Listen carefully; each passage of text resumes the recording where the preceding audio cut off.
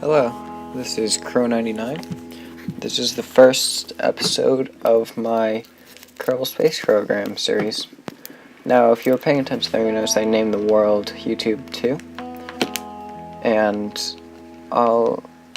you see, this is my third attempt at recording this. And I'll explain that in a minute. Let me just talk about what's happening right now. So I'm just putting together the ship now. What I'm doing is I'm playing career mode, so I need to unlock science by doing experiments to unlock new stuff. But the first tier has very few things. So what I'm starting off with is I wanted to try to get into orbit. Now this thing here, now you see a big part of this game is, well, in real life and in Kerbal Space program, a big part of rocket design is,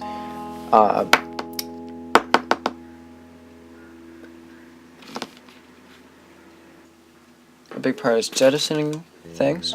So what that means is that, say you have a fuel tank and you burnt up all the fuel, you want to be able to jettison it, which means that you just drop it so that you don't have to carry that around, so it's a lot more efficient. Now in the first tier of tech, before you unlock anything, you don't have any decouplers, which is what the jettisoning things are. But then this design, which I copied from a huge YouTuber who does a lot of this game, named Scott Manley, is something that you see, if an engine overheats, it explodes. Now it does damage to surrounding things, but it doesn't necessarily destroy them. So what I have here is I have solid rocket boosters. Now there's two kinds of rockets in the game, solid and liquid. Now liquid, you can control the thrust. Sometimes they have more control, vectoring, they're more efficient. But then the solid just has a ton of thrust for a solid amount for a short time, and it's more likely to overheat. So you can see in the lower left, they're slowly overheating. However, what I did is I put a pair of solid rocket boosters on top of that first pair. So right before they run out of fuel while they're still overheating, I turn on the second pair, and the first pair explodes. I do the same with that other pair. Unfortunately, I can't get rid of that. I could do something complicated. Actually, I know a way to make a decoupler without a decoupler using those, but I figured that because it's so inefficient, I might as well just go with the best.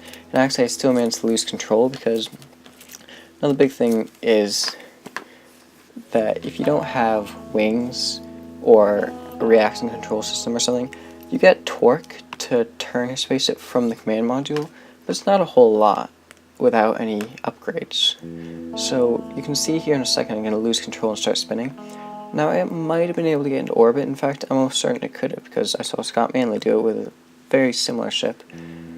And the only reason I didn't was because I lost all this thrusting downward and not going in the right direction with these solid rocket boosters. Now if I'd been able to get this to stay on course, I might have been able to. See, I run out there, then it still takes me a while to get back control, in which time I believe I begin slowing down drastically and then going downwards, which isn't what I wanted.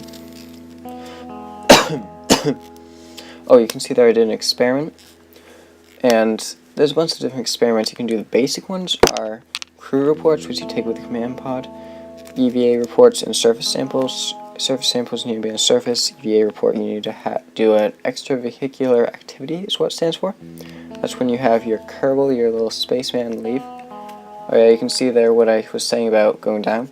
If you can see on that little thing, the blue circle on the bottom, that circle with an X in it, that's my retrograde. Now there's a bunch of technical words I may be using. I'll try to explain them if I remember. Now, the way that you're traveling in a rocket, prograde. So if you burn prograde, you're going straight forward, or at least forward in relation to how you're moving. In relation to something else, it's all relative. But retrograde is the opposite direction. So if you burn retrograde, you slow down. If you burn prograde, you speed up. Now you see that little empty circle, it's my prograde marker. So you want the prograde to be right where you're thrusting and right in the direction that you want to be moving. Now you can see that I'm trying to go 90 degrees to be more efficient. I love being efficient with these rockets, but I just couldn't really do it with this because I had so few controls and stuff and so little power. You can see up in the upper right hand corner all my resources. By the way, I'm not explaining this very well. This right here is map mode, so you can see your orbit, the path you're going to be taking, some statistics about your weight. I think I might have hovered over that earlier. You can see your apoapsis and periapsis. Let me explain that. So this is orbiting 101. your apoapsis, not quite sure the pronunciation, is your highest point in orbit. So say you're orbiting around an elliptical orbit, the highest point you reach is your apoapsis, then your lowest point is your periapsis. So apoapsis, periapsis, something to remember.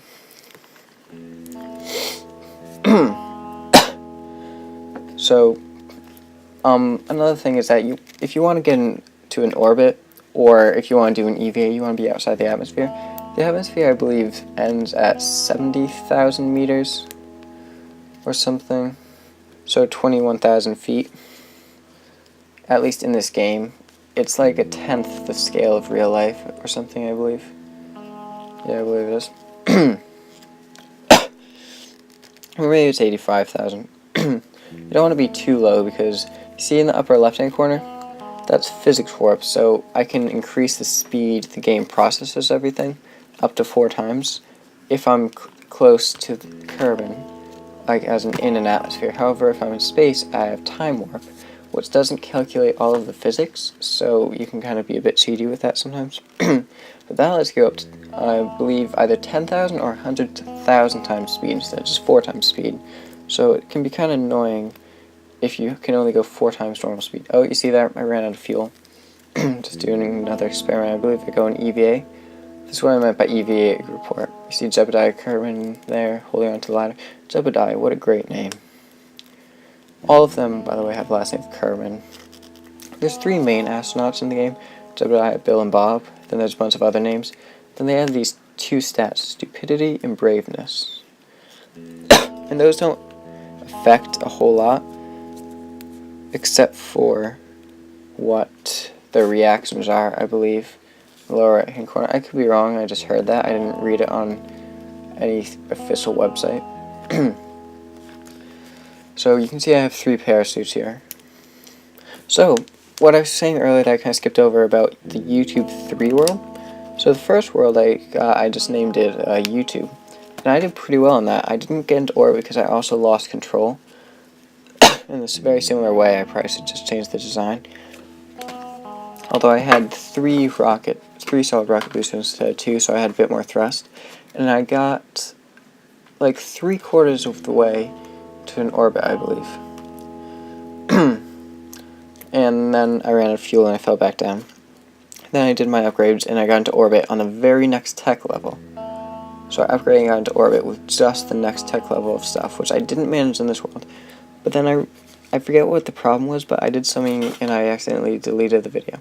So I started another world and called that one, I believe, Let's Play. It doesn't really matter what I called it. I didn't do quite as well on my first try there. I only got halfway around the planet. By the way, this is, of course, an Earth analog in-game. It's called Kerbin. All the things have weird names. I think I zoom out later. Like, the sun is Kerbal. The Earth is Kerbin. The moon is moon spelled M-U-N. Venus is Eve. Mercury is Moho. Jupiter is Jewel. It's... I'll show it later. It's just kind of fun little naming thing. I'm sorry, I'm coughing a lot here. You can see a little map there. Oh, by the way, to get the science and you recover them, you can only recover them if they're on the surface. You can also transmit data back. If you, like, look... Oh, here's the research tree. By the way. Yeah, just unlocking the basics. I like the control that has the wings because I'm horrible with control. Like, I can avoid getting the next big rocket for a long time. I just add more things on, but I need the control or else I just can't fly. So yeah, here I tried to get into orbit. Didn't quite manage it, but do manage to get a bit higher. You can see the first decoupler. That is a standard decoupler. I also got some larger fuel tanks and a new kind of engine. Now the LVT-30, which is the one that you start off with, has the most thrust of the LVT series, I believe. The LTV-45, the numbers don't really matter much, and that's why I just use there. It has something called thrust vectoring. Now this is a real thing. And a bit of history. I'll explain thrust vectoring in a second, sorry. Now what you can see I put on there is solid rockets. Now, you saw I had those on earlier, those were things that blew up. This is a much larger version. It's just you get bigger and better stuff as you upgrade than that. Those are winglets.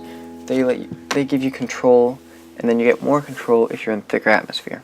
but they only give you control in atmosphere. Now that is another one of the experiments. That is the goo canister. That's just another experiment. You can't transmit it back at 100%, so it's kind of different, but it's an early thing. It's really nice. You can see I'm just trying to stack them up on that. And I was just looking to make sure I didn't miss any new text. Oh, right now I actually have 3 different kinds of solid rocket boosters, but the third one I unlocked, the Septron, is super weak. It's called the Septron because you can use it to push things away when you separate. Because I believe it was this or the next one, I separate and they fall back down. Because a little tip or trick if you ever want to play this game, if you're separating something, don't turn. Because this happens to me all the time. If you turn when you're separating, the things might hit your engine, then you'll be dead. Dead in the air, and I believe that's what happens here. Yeah, you see, I almost lose control, but then I just managed to get control and go sideways. Yeah. And you can see the engines are quickly running out again. They burn up really quickly. I'm just flying along there. Now, I believe this is when it happens, and see? It completely took out that engine, so I immediately aborted, put out my parachute. That thing almost hit me. It would have been really annoying if it killed me there. But it wasn't a complete loss because this early on in the game, you can get tons of science from everything. There's a ton of different biomes on this. There's biomes on Kerbal, the moon, and there's actually a second moon that's like a captured asteroid, which is kind of cool. It's a game called Minimus. And all 3 of those have biomes, so like you can take surface samples and EVA reports from the ocean, from the grasslands, from the mountains, from the North Pole. There's all these biomes. I'll try to explain this later. So, what I was thinking about thrust vectoring. This is a real thing, and it was originally invented for planes because they thought that if they could put thrust downwards, it would be easier to take off, which they were right about, and it would be easier to perform unique maneuvers. But then they realized that this could also be used for, well, actually the modern thrust vectoring. Something called gimbal is actually a really old design. I remember reading some of that. Robert Goddard, who's called the father of rocketry, came up with something like that. That's basically, say your rocket kind of tilts to the left, then there's this cool little piping system that'll put more fuel towards the left, the engine's on the left, so that it'll right itself. That's called gimbal, but vectoring is kind of different from the way I understand it. It's kind of like, instead of just correcting, you use it to control your movement. So say you wanted to turn left, a vectoring engine could vector some of the thrust to your right to move you left. And that's why I love vectoring engines so much, even though they generally have less thrust. Because they just help so much. They really do. There's also this cool little animation. But yeah, most modern, well, I know about most, but I know a lot of modern jets have vectoring because it gives them a lot more control than if they just had to rely on aerodynamic surfaces. You can do a lot of unique maneuvers. See there in the lower left, I'm just doing some staging. I'm sorry if I'm explaining this really badly, but all this video, I'm not doing this super fast. It's actually sped up 200% because the original video was 40-something minutes long. I hope to get it within 30 minutes, but it didn't work out, so I just sped it up 2 times. Please say something if you think it's too fast, or even if you think it's too slow. Again, I lose control here. You're noticing a pattern here. I'm not very good at the flying part of this game. Big part of the game for me is it's making something really stable. And you don't get the stabilizers like SAS and RCS, which stands for Reaction Control System, and SAS... I'm sorry, I forget what that stands for right now. Oh, Sickness Avoidance System is kind of like what it's called in-game, but I think it has a real name too. Alright. RCS is also a real thing used by NASA. Sorry, coughing. There you can see I'm using a goo container. If you were to pause the video or really pay attention, then you might notice that in the science thing, there's 2 things in the bottom. A green thing that fills up, and a blue. Now the green is how much science you get. Now the first time you do an experiment, the green thing is completely filled up. But all the times after that, it goes down really quickly so that you can't cheat on that experiment, like just do it a ton of times. Then the blue thing is how much of it will be sent back if you were to transmit it. And there you can see my friend is playing on Steam. If you're paying attention. Now here I'm trying to get into orbit. Again, if you do play this game or if you play the demo, I might put a link in the description or do a tutorial about getting the demo, because I played that for several weeks. It's still pretty fun. There's the only celestial body is the moon, but it's still fun. Just to play around with stuff. There's no planes. That's another thing. I may have mentioned this, but this isn't just about spaceships and going to space. It's aeronautics, which means that you can also build jets and space planes and rovers, and you can actually build boats. That's not technically in the game. It's just this mechanic you may notice when you splash down and you kind of bob around. Well, most things have this floating value. So if you use things that float well, you can make water planes and boats and jet boats and stuff. I've never really played around with that. I just know that's possible. Maybe I will if anybody asks. Please, if you want to know anything about this game, please ask me if I didn't mention something. May not be very clear on this. Maybe I may release a video later, like an intro to Kerbal Space program. This is kind of just an actual playthrough episode. Oh, I should have mentioned this earlier, but if you notice when I click on that engine, and I may do it later for my next iteration, is that the lower you are, the higher up in the atmosphere are. Let me start over. There's something called ISP. Now, ISP is essentially the efficiency. Now, the engine gives the same thrust, whether it's at sea level or in space, in a vacuum. However, if it's in space, it has a higher ISP, as in it burns less fuel for that thrust. So, ideally, you want to accelerate less at lower altitudes and just get the bare minimum, and then save all that fuel for the top. You can see that the big advantage. I'm sorry, I'm just skipping back to what's really happening in the video. But you notice I just jettisoned my whole launcher stage, and I can afford to just have a single parachute and not have to worry about others carrying down the rest of that stuff. It'll just explode on the ground. Unlike in real life, when NASA or something drops rockets, they burn up in the atmosphere. As of now, if going through the atmosphere doesn't damage much in KSP. Solar panels do get damaged, and I believe things can be sucked away, but overall things survive. It's just that once they hit the ground, they explode. There are mods. There's this cool mod, Deadly Reentry. I may try at some point. Although I know anybody who likes this, I may try some mods. There's a few cool mods I've been thinking of. The Interstellar Pack is a really cool one, also used by Scott Manley, but a bit complex for me. So, maybe some other ones. The Kethane one's also pretty cool. So, something about this game, which I may not have mentioned, by the way. This game is still being developed. It's on 0.2 something now. It's the next big update is 0.23. Now, right now, career mode, the only thing you can really do is get science. There's big features for this game. Eventually, you'll be able to get money for contracts. You'll be able to have notoriety. So let me explain some of the stuff that's coming to the game. So, say you lose an astronaut, you lose notoriety. So then you might get fewer contracts, which means that you wouldn't be able to get as much money. But if you had enough science, you could, say, make a patent and get enough money to make another flight to fulfill a patent. See, I'm looking at all the stuff you can get next turn there in the game. Sorry if I'm skipping back and forth a lot. I just kind of want to talk about the game, but I also don't want to ignore what's happening, because this is a commentary on this game. Oh, just look at some of the stuff I got there.